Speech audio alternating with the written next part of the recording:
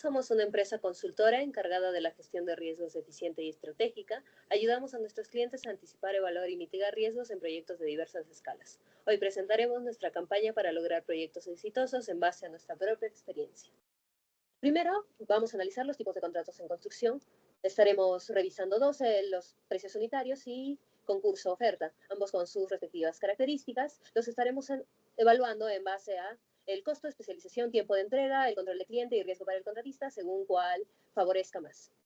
El cliente primero tendría que hacer una comparación entre si contratar una consultora, profesional independiente o personal propio, ambos con sus ventajas y desventajas dependiendo del tipo de contrato. Se inicia por hacer un análisis de riesgos dependiendo de cuáles son las opciones para contratar, si una consultora, profesional o personal propio. Esto para la elaboración del expediente técnico, que es el primer paso de la contratación. Haciendo un gráfico lineal del tipo de contrato más conveniente, para una consultora está el de concurso-oferta. Para un profesional, el más conveniente es precios unitarios, y si se opta por contratar personal propio, ambos con tipos de contrato resultan beneficiosos. Ahora, a la hora de elaborar un expediente técnico, primero se revisa la elaboración y la aprobación. Esto pasará por la fase de identificación de riesgos, evaluación de riesgos, desarrollo de estrategias de mitigación, documentación y una revisión interdisciplinaria. En la etapa de la revisión antes de la licitación pública se revisará la revisión de riesgos en el contexto de la licitación, ajustes a documentación de licitación, validación de estrategias de mitigación, comunicación de riesgos a postulantes, monitoreo y evaluación. Incorporando la gestión de riesgos en la etapa de precios unitarios, se haría una evaluación de riesgos previos, cláusula de ajuste, monitoreo continuo, plan de contingencia y análisis de riesgos. Lo mismo sucede con el concurso oferta, agregándole que habrá que hacer una revisión de todas las propuestas. Por último, algunos ejemplos de obras donde se aplicaron la asignación de riesgos. Está la obra por precios unitarios, un mejoramiento del sistema de agua potable y alcantarillado en Moquegua, donde desde la primera cláusula consta la asignación de riesgos del contrato de obra que serán asignados al contratista.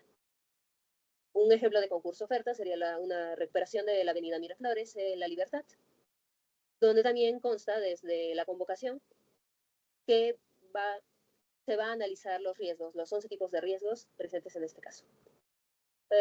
Por otro lado, un ejemplo de un proyecto atrapado en problemas está la línea 2 del Metro de Lima, una obra que inició en abril del 2016 y hasta el día de hoy no se ha culminado, siendo sus principales problemas los conflictos en la planeación, la falta de coordinación, problemas de financiamiento, estudios inadecuados y corrupción.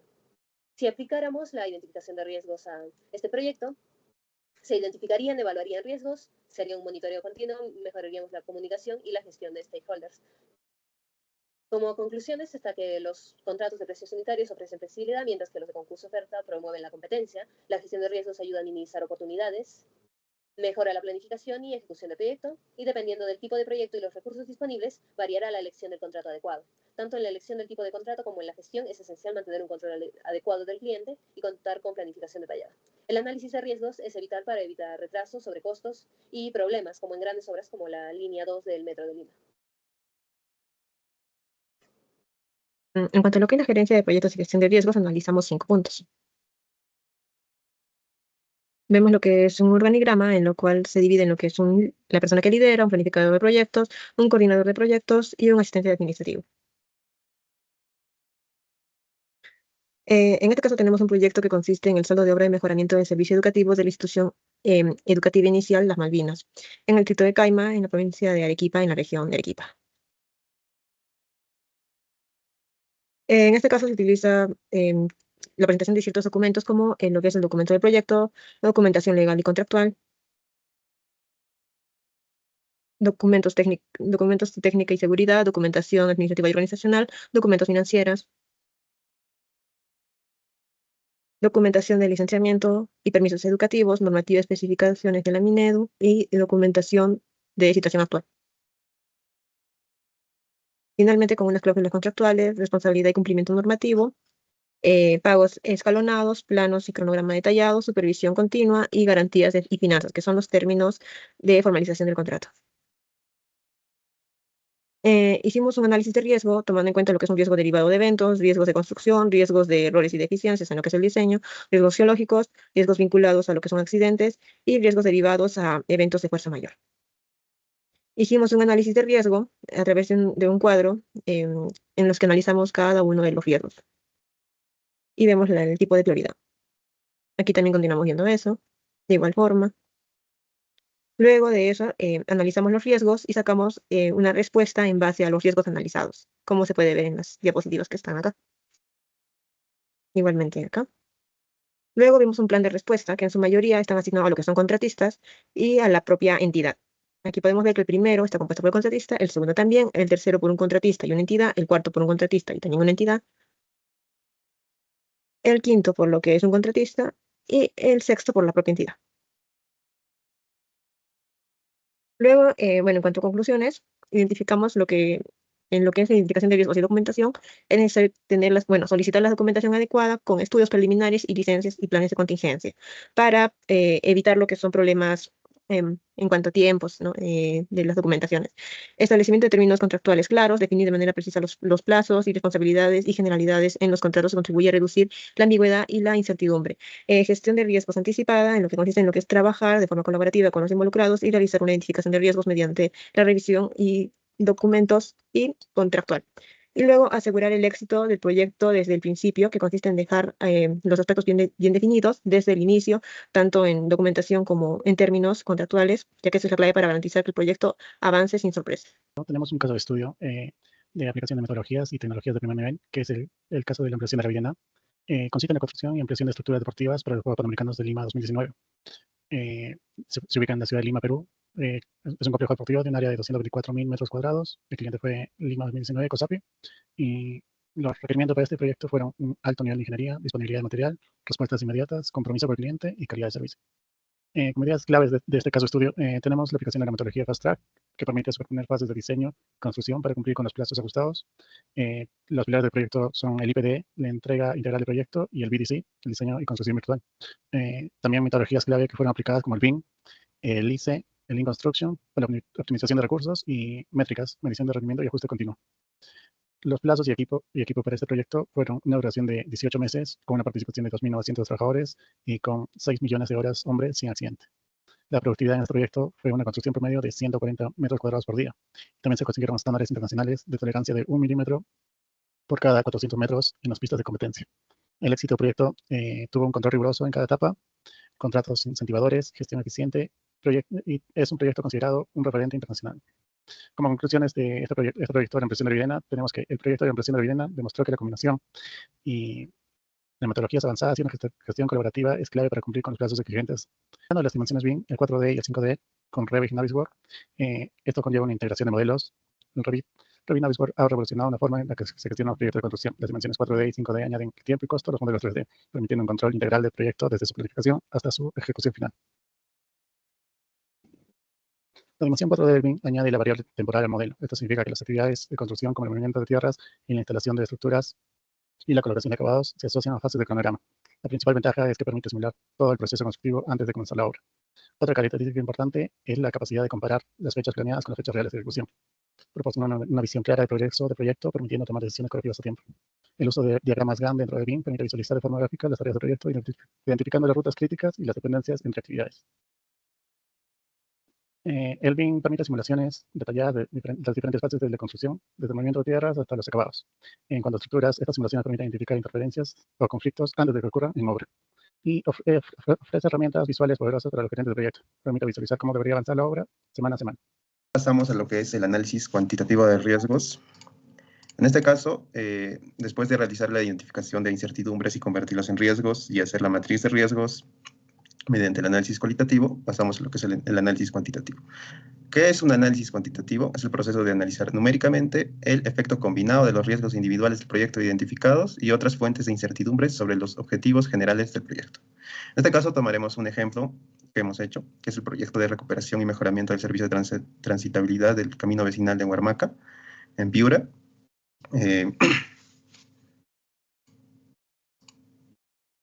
Para este análisis cuantitativo de riesgos usaremos lo que es el software Risky Project, en el cual nos da lo que es la simulación Monte Carlo. Para eso requerimos de tres cosas, que primeramente es el cronograma del proyecto, que lo podemos tener en Microsoft Project o Primavera, también los costos directos del proyecto y la matriz de riesgos que hemos tenido de un análisis cualitativo del proyecto. Ya. Como primer paso, para realizar este análisis, mediante la simulación Monte Carlo, tenemos que exportar el cronograma Gantt y los costos directos del proyecto. En este caso, el monto total del proyecto es de 18.275.706 soles. Luego de subir el cronograma con los costos directos, realizamos lo que es el registro de los riesgos que se han encontrado en el análisis cualitativo del proyecto. Ingresamos los riesgos y le asociamos un propietario, o le asignamos un propietario a cada riesgo, el cual es el responsable directo de dicho riesgo. Y que todos los proyectos tienen riesgos, y durante el proyecto se tiene que cerrar los riesgos cuando ya se han mitigado. Luego de eso, se asocian riesgos a las tareas o partidas del proyecto, y también se les coloca la probabilidad de ocurrencia, el tipo de impacto y el impacto de cada una de los riesgos en las partidas. Luego de esto, finalmente tenemos todos los riesgos y observamos que todos los riesgos representan una amenaza para el proyecto.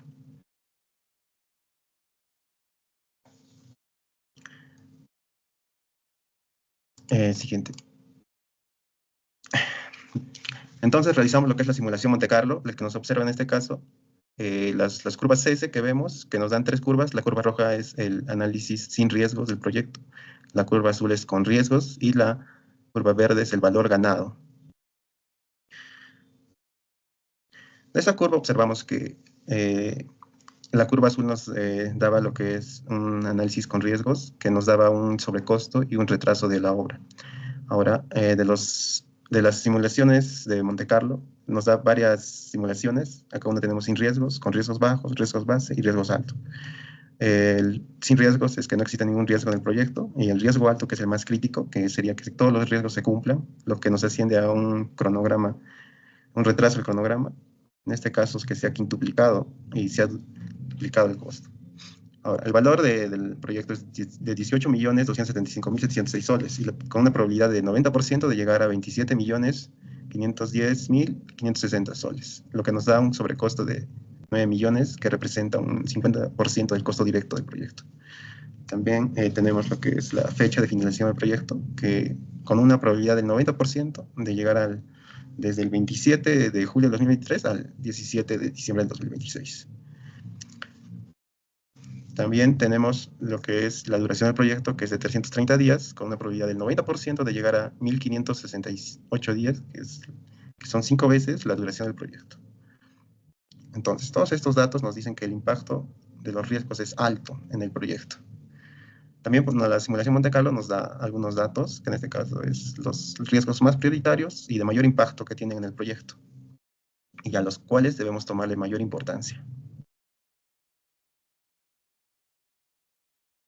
También podemos observar y distinguir que se puede poner para que el programa o la simulación nos dé qué riesgos están asociados al cliente y qué riesgos están asociados al contratista. Acá podemos observar que el contratista tiene la mayor parte de los riesgos. Y desde el punto de vista de los costos, tenemos que el riesgo que nos genera más costo es el incumplimiento de estándares de seguridad y salud en el trabajo. También tenemos una matriz de riesgo de tipo semáforo, que nos indica que mientras más esté en la zona roja, más crítico es y deben ser mitigados a la brevedad, porque más impacto van a tener en el proyecto. Y también nos da un cronograma Gantt, donde están incluidos los riesgos y la extensión de los trabajos por dichos riesgos. Y de todo esto sacamos la asignación de riesgos, que cada riesgo tiene un propietario y qué acciones le podemos realizar a cada riesgo. Un ejemplo puede ser el riesgo de incompatibilidad, que está asociado al contratista o al cliente, y una acción que tomamos para mitigar dicho riesgo. Luego, en conclusiones, tenemos que todo proyecto tiene riesgos que puede afectar negativamente en tiempo y costo, lo cual se debe manejar en una gestión de riesgos desde las primeras etapas del proyecto y manejar durante toda la etapa del proyecto, para así poder evitar perder beneficios. También, para poder realizar una eficiente gestión de riesgos, es recomendable usar tecnología que nos facilite su desarrollo, en este caso como Risky Project, que nos ofrece diferentes escenarios de forma detallada y ordenada de los riesgos en el proyecto, dándonos los principales impactos, en este caso, que son como el costo, fecha de finalización y la duración del proyecto. Y para la adecuada gestión de riesgos es necesario que todos los involucrados del proyecto den su debida importancia y flexibilidad para poder mitigarlos. Eso sería todo. Muchas gracias por su tiempo y su atención.